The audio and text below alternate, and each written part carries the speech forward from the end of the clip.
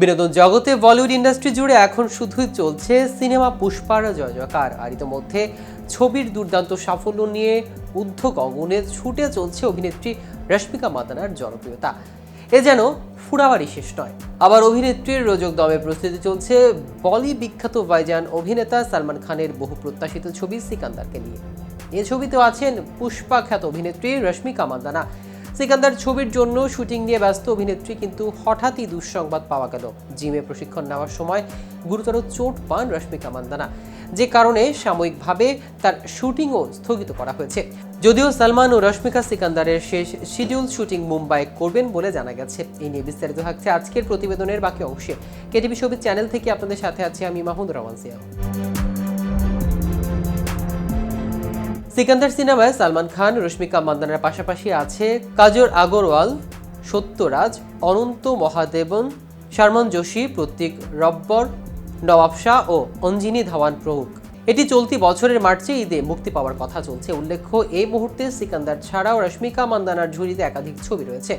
অভিনেতা আয়ুষ্মানের সঙ্গে থামা ও অভিনেতা ভিকি কৌশলের সঙ্গে সাবা ছবিতে দেখা যাবে অভিনেত্রীকে।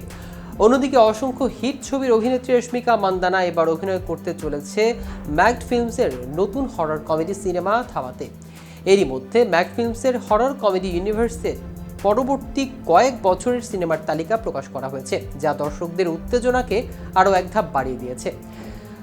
থামা সিনেমাতে রশ্মিকার পাশাপাশি অভিনয় করছেন বি টাউনের জনপ্রিয় অভিনেতা আয়ুষ্মান খুরানা।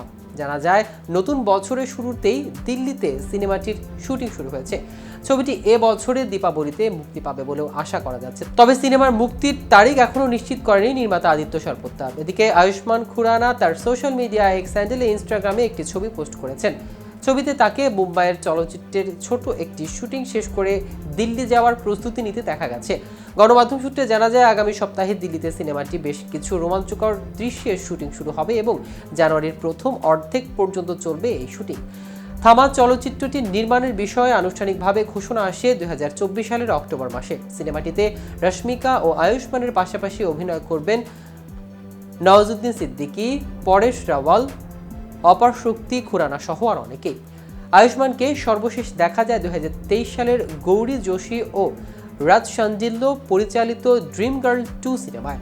ছবিতে আয়ুষ্মানের পাশাপাশি অভিনয় করেন অনন্যা পান্ডে, পরেশ রাওয়াল, বিজয় রাজ সহ আর অনেকেই।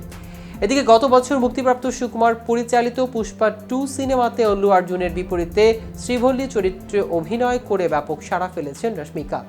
তো ভিউয়ার্স, ভিডিওটি সম্পর্কে আপনাদের কোনো মতামত থাকলে আমাদের কমেন্ট করে জানাতে পারেন। সাথে সাথে নিয়মিত showbiz related update informative video পেতে কেটিভি শোবিজের সাথে থাকুন। ধন্যবাদ সবাইকে।